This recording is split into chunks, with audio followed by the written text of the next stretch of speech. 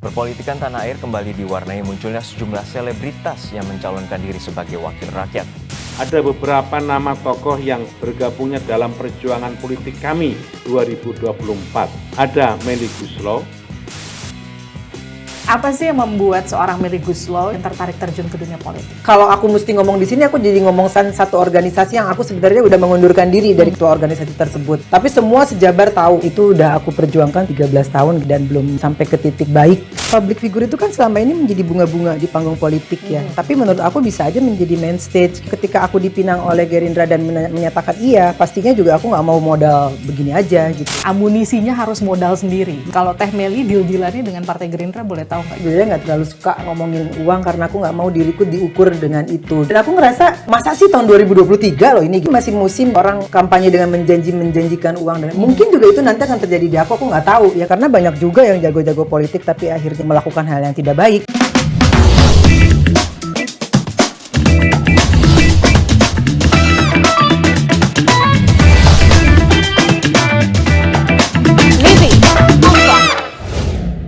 Ketemu lagi di Living On Point. Sejumlah artis Indonesia mewarnai bursa calon legislatif di periode pemilu kali ini. Salah satunya adalah Melly Goeslaw yang maju di Dapil 1 lewat Partai Gerindra, Dapil 1 Jawa Barat tepatnya.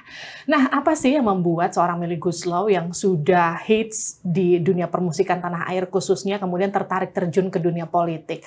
Apakah kemudian semata-mata untuk mendongkrak popularitas partai politik tertentu ataukah memang punya niatan untuk mewakili suara masyarakat di gedung parlemen nanti? Kita mengulasnya lebih dalam langsung bersama dengan Melly Goeslaw. Hai Teh, selamat datang di Living On Point. Thank you udah datang. Terima kasih juga udah diundang. Teh, apa sih yang membuat seorang Melly Goeslaw yang dikenal udah hits banget di dunia permusikan tanah air kemudian tertarik terjun ke dunia politik? Kalau aku bilang ya, kalau aku bilang aku bukan mungkin dengan kata-kata yang tepatnya bukan tertarik untuk terjun ke dunia politik gitu. Duniaku ya tetap sebagai seniman. Cuman kan yang namanya di parlemen itu kan wakil rakyat ya, wakil rakyat itu berbagai macam elemen, diantaranya adalah seniman gitu. Banyak sekali hal-hal di dunia seni yang menurut aku dan itu udah aku perjuangkan sebenarnya udah 13 tahun gitu aku memperjuangkan ini dan belum sampai ke titik baik. Jadi aku rasa ketika aku dapat kesempatan ini ya aku ingin mencoba masuk ke dalam untuk memperbaiki yang memang aku lihat 13 tahun ini memang harus dibenerin gitu ya. Jadi kalau misalnya dibilang Melly Goeslaw akan berpolitik menurut aku salah karena kalau nama politik kayaknya keberatan gitu untuk nama aku ya banyak personal lain yang lebih kompeten, lebih bagus. Tapi rasanya karena aku adalah pelaku seni, aku produser, aku pencipta lagu, aku penyanyi, produser film juga. Jadi aku ngerasain semua rasa-rasa itu gitu yang kemudian belum tertuang atau terlakukan dengan baik selama ini. Ini yang pengen aku benerin. Jadi waktu itu aku happy juga pas ngelihat banyak teman-teman artis nama-namanya yang menurut aku juga mereka pejuang juga di bidang itu, di titik itu. Ya mudah-mudahan walaupun beda partai tapi nanti di dalamnya kita bisa kerja sama-sama. Kalau ada stigma gini Teh, artis ikutan caleg itu cuma sekedar tren aja. Pendapat Teh kayak apa? Menurut aku salah karena yang namanya tren ini kalau buat aku ya, buat aku yang namanya tren itu harus diwakili dengan mayoritas. Jadi banyak banget kayak misalnya orang lagi tren celana cutbray, yang pakai cutbray itu harus mayoritas gitu. Kalau kita hitung sebenarnya kebanyakan yang gak nyalek daripada yang nyalek. Iya, jadi kalau tren sih menurut aku kalau dibilang tren tuh enggak ya. Iya. Tapi kalau mungkin gini, yang pasti mendekati PDKT sama seorang Melly Goeslaw tuh nggak mungkin cuma satu partai politik dong ya. Iya, ada beberapa partai politik. Tapi apa sih yang membuat akhirnya seorang Melly Goeslaw itu oke, gue milih nih partai politik ini, gue mau nyalek deh tahun ini. Itu apa yang mendorong itu sih selain yang tadi sempat di-share kita? Sebenarnya udah dari yang pemilu yang lalu aku udah berniat untuk masuk untuk ikutan tapi pending lagi karena kan banyak kita nggak terus iya gitu banyak pertimbangan. Tapi tahun ini udah bulat karena satu umurku udah 49. Jadi kalau tahun depan tuh udah 50. Jadi now or never gitu. Kalau misalnya aku ikutan nanti berarti umurku udah 55. Takutnya secara aspirasi, secara fisik juga aku mungkin nggak se bukan kuat. Kalau kuat aja, tapi mungkin nggak sekeren sekarang gitu ya, nggak. Jadi terus hal lain lagi, banyak tadi betul banyak partai yang ada beberapa partai yang meminang aku. Terus kenapa aku pilih Gerindra akhirnya karena aku udah lama kenal mereka secara personal. Terus aku juga bersama Bapak Prabowo juga sering berdiskusi mengenai hal atau keresahan aku, dan aku rasa beliau juga punya pemikiran yang sama. Jadi itulah yang membuat aku akhirnya masuk dan aku memilih Gerindra. Oke. Sempat kemudian ikut sekolah partai nggak di dalamnya, atau nanti tiba-tiba dipinang kemudian daftar caleg? Karena kemudian kita mikir gini, dunia seni dengan dunia politik itu kan jauh gapnya. Jadi kadang orang mempertanyakan gini, bisa nggak sih artis-artis itu yang masuk ke dunia politik itu mereka paham apa yang akan mereka lakukan di gedung parlemen nanti? Kalau menurut aku jauh atau enggaknya itu juga sama aja sih kayak kamu kalau mau nyanyi gitu. Kamu kalau mau jadi penyanyi kan bisa-bisa aja. Setelah punya kesempatan untuk bernyanyi, maka akan belajar dari apa yang terjadi di lapangan, di stage dan lain sebagainya. Dan aku rasa kayak public figure itu kan selama ini menjadi bunga-bunga di panggung politik ya. Tapi menurut aku bisa aja menjadi main stage gitu menurut aku. Jadi ketika aku dipinang oleh Gerindra dan menyatakan iya, pastinya juga aku gak mau modal begini aja gitu. Ada pelajaran-pelajaran juga yang mereka sedang terapkan seiring berjalannya waktu. Sampai nanti aku akhirnya turun ke dapil aku, jadi gak kosongan. Aku rasa sukses atau enggaknya nanti itu dilihat dari nawaitunya ya. Karena banyak juga yang jago-jago politik tapi akhirnya juga melakukan hal yang tidak baik untuk masyarakat gitu. Jadi menurut aku ya orang-orang seperti aku yang notabene dianggap nggak kompeten di bidang politik atau maju ke legislatif karena backgroundnya dari seniman.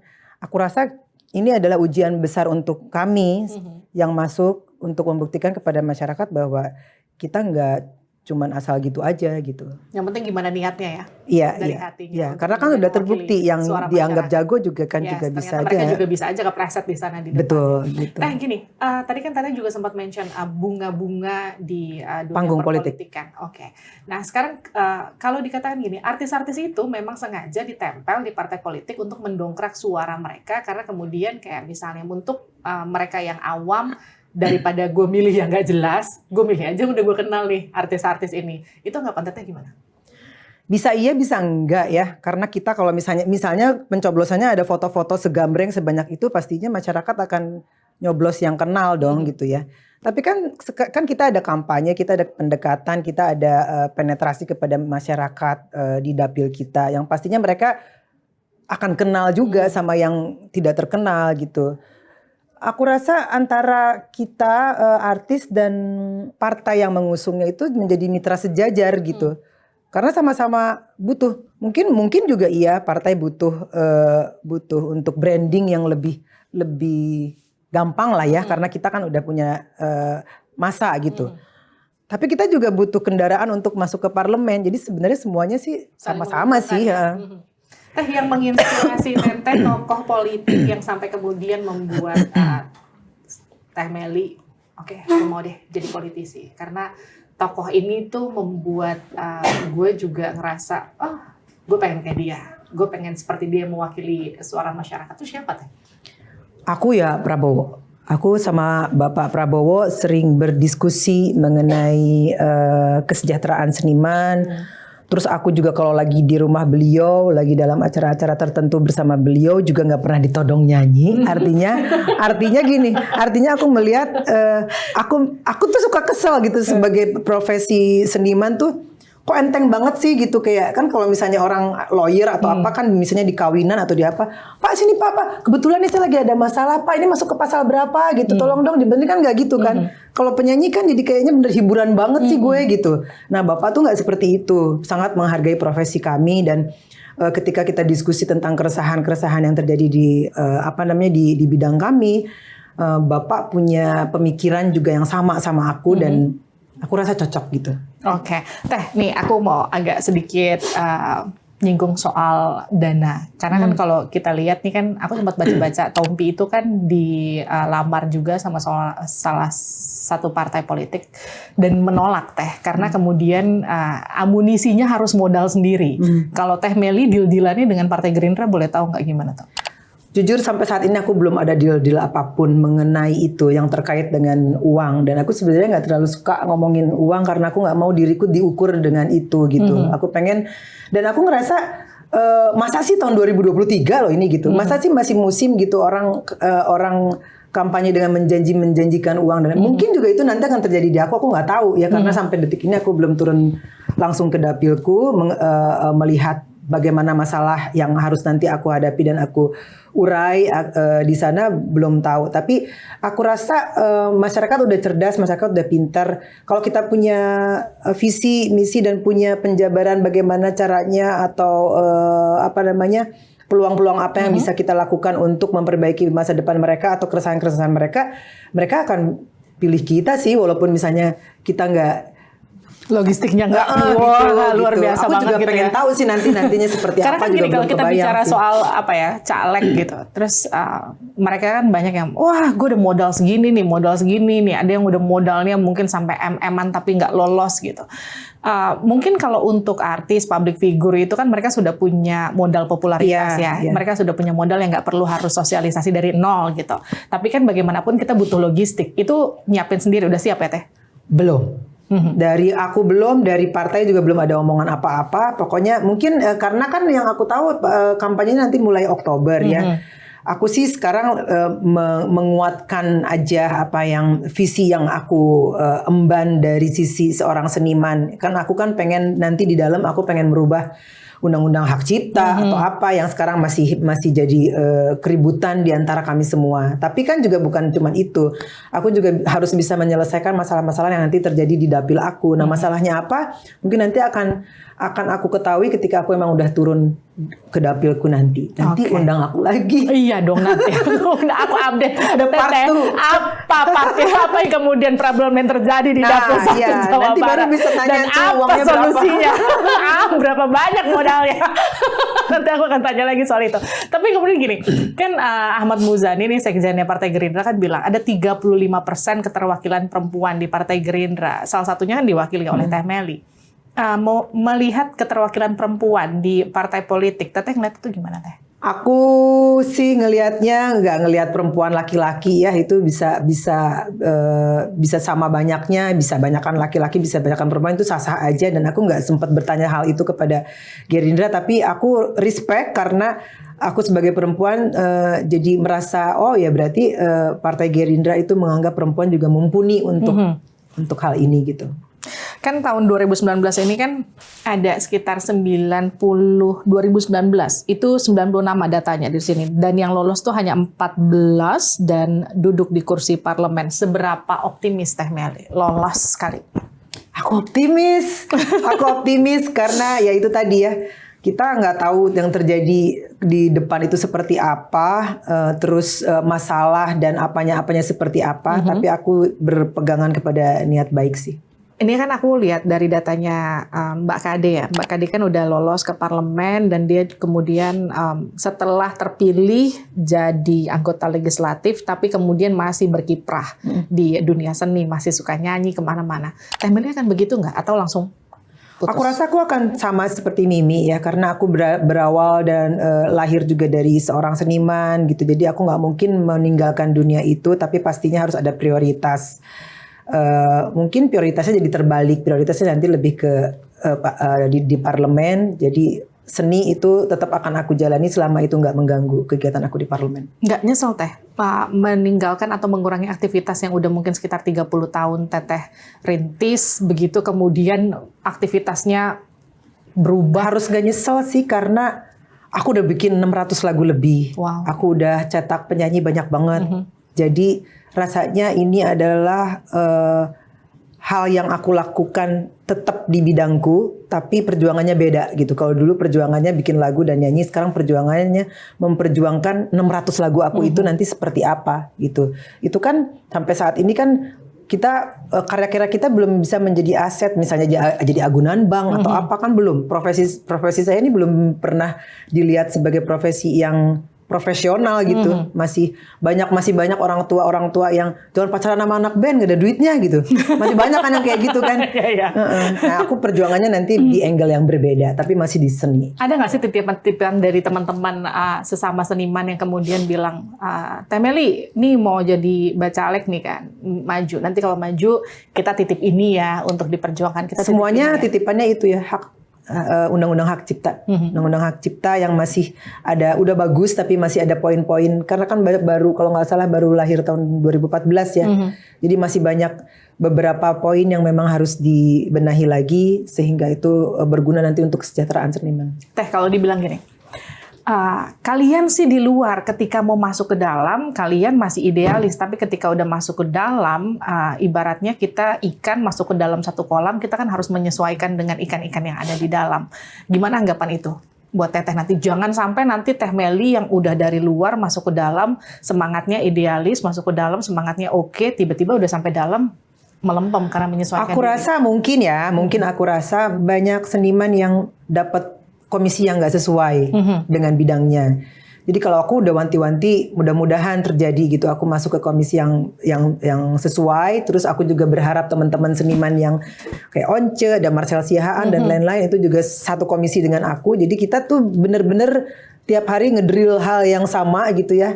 Sampai itu tercapai. Aku rasa hal seperti yang tadi kamu sampaikan itu tipis terjadinya ya kalau kita memang berada di komisi yang tepat.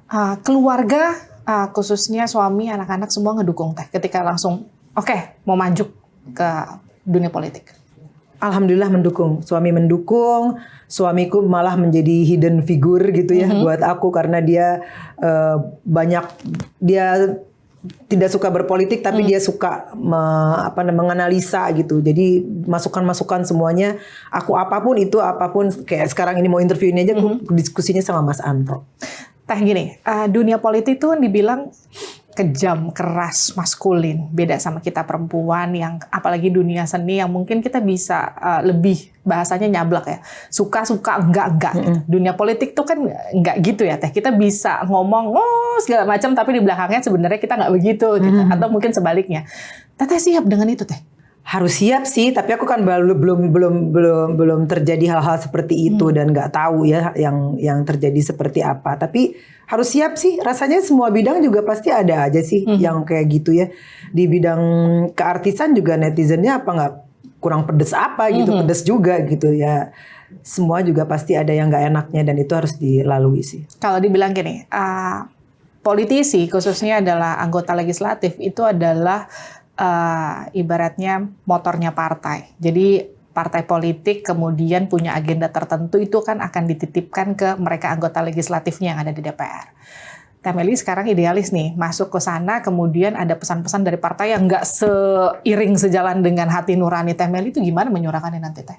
Ya harus yang sesuai ya sama hati nurani ya. Kalau kita ya pasti kita paling nggak kita bisa berdiskusi keras ataupun lembek sama partai ya harus diskusi. Seperti halnya yang tadi visi aku itu, aku bilang ke Gerindra, kalau misalnya aku sampai nanti bisa lolos masuk ya, ini kali partai harus tetap dampingin aku loh sampai cita-citaku tercapai, nggak terus dilepas gitu aja. Aku nggak mau, aku bilang. Tapi sudah diinformasikan seperti itu dan partainya sudah oke akan mendampingi. Terus kalau misalnya kita bicara soal dapil 1 Jawa Barat, Teh Meli ini dari Jawa Barat ya? Iya, aku bukan orang Sunda, tapi aku lahir di Bandung, aku besar di Bandung, tumbuh besar di Bandung. Oke, mewakili suara Jawa Barat khususnya di Dapil 1, itu kira-kira apa sih Teh yang pengen Teh Meli tawarkan ke mereka tuh kayak apa sih? Karena ini ngomongin soal dapil ya, aku belum turun ke dapilnya langsung, jadi pastinya apapun itu masalah yang ada di dapil aku itu nanti akan jadi perjuangan aku di dalam, dan itu harus terminimalisir gitu. Jadi besarnya persentasi masalah itu ketika ada aku nanti di dalam harus jadi selesai, bahkan ya bukan cuman menjadi kecil tapi harus selesai. Nah masalahnya apa? Ini aku belum tahu karena aku belum turun langsung ke dapil. Tapi apa yang bisa aku sampaikan ke Jabar? Aku besar dan tumbuh di Jabar, jadi kecintaanku terhadap Jawa Barat itu kalau aku mesti ngomong di sini, aku jadi mengucapkan satu organisasi yang aku sebenarnya kemarin udah mengundurkan diri dari ketua organisasi tersebut gitu. Tapi semua sejabar tahu bahwa aku memperjuangkan seniman itu bukan cuma seniman pop yang terkenal ya, tapi juga seniman tradisional, itu khususnya yang seniman Jawa Barat, dan bukan cuma itu. Banyaklah pokoknya yang udah aku lakukan 13 tahun ini, dan masyarakat Jawa Barat pastinya tahu. Teh, apa sih semangat yang kemudian mau Teteh bawa ke masyarakat Jawa Barat khususnya kalau misalnya Teteh terpilih nih jadi wakil mereka di parlemen, khususnya buat mereka anak muda, pecinta seni. Kita tahu kan seniman-seniman asal Jawa Barat itu banyaknya luar biasa. Semangat apa yang mau Teteh tawarkan ke mereka? Yang pasti aku ingin seni itu menjadi suatu profesi yang bisa dihargai, seperti halnya profesi dokter, ya, insinyur dan lain sebagainya. Profesi seni itu harus bisa seperti itu. Terlebih lagi Jawa Barat itu sebenarnya tempatnya seniman ya. Dari hulu ke hilir itu seniman rata-rata berasalnya dari Jawa Barat rata-rata. Tapi banyak juga indie-indie yang belum punya wadah dan lain sebagainya. Itu mudah-mudahan bisa menjadi besar. Masa kalah sama Korea sih? Jawa Barat bisa loh ngalahin Korea loh gitu. Tapi kan ada hal-hal lain. Kan aku nggak mungkin membawa isu kesenian dong ke dapil aku. Di dapil aku nggak ada komposer, mungkin juga nggak ada penyanyi gitu misalnya. Jadi ada 2 program nanti yang harus aku selesaikan. Program yang menyangkut dengan misi kesenian aku gitu, dan program yang menyangkut dengan masalah-masalah yang terjadi di dapil aku nanti. Teh, kalau kita bicara strategi untuk menarik simpati, menarik suara masyarakat, kalau Mimi, Mbak Kade itu kan dia cerita di salah satu portal online itu nyanyi dari satu tempat ke satu tempat lain, itu meminimalisir budget menurutnya. Nah itu kalau Teh Meli punya strategi-strategi serupa itu nggak Teh?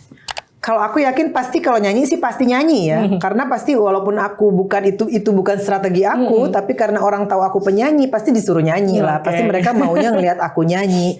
Tapi mungkin aku bisa aku ilmu-ilmu yang aku dapat dari perjalanan karir aku ini yang bukan aku dapatkan di sekolah aku dulu itu ya, didapatnya dari perjalanan pengalaman ini.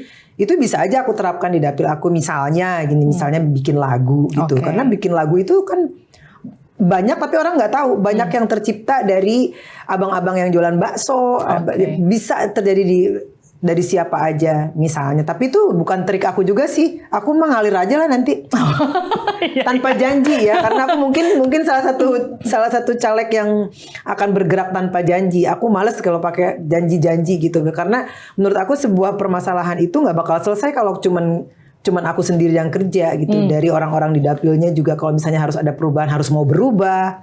Nanti di parlemen aku perjuangannya seperti apa, itu baru bisa terjadi. Oke, Teh, pertanyaan terakhir. Melly Goeslaw nggak cuma seorang seniman, akan maju sebagai seorang politisi yang seru. Tepuk tangan dulu dong untuk Melly Goeslaw. Thank you Teh Meli. Udah.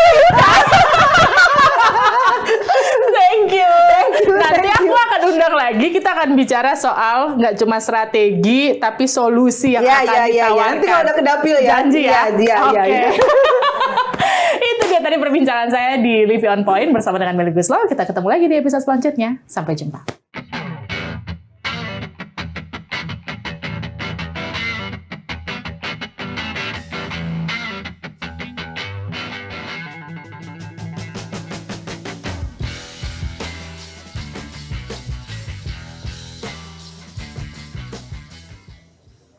Alhamdulillah.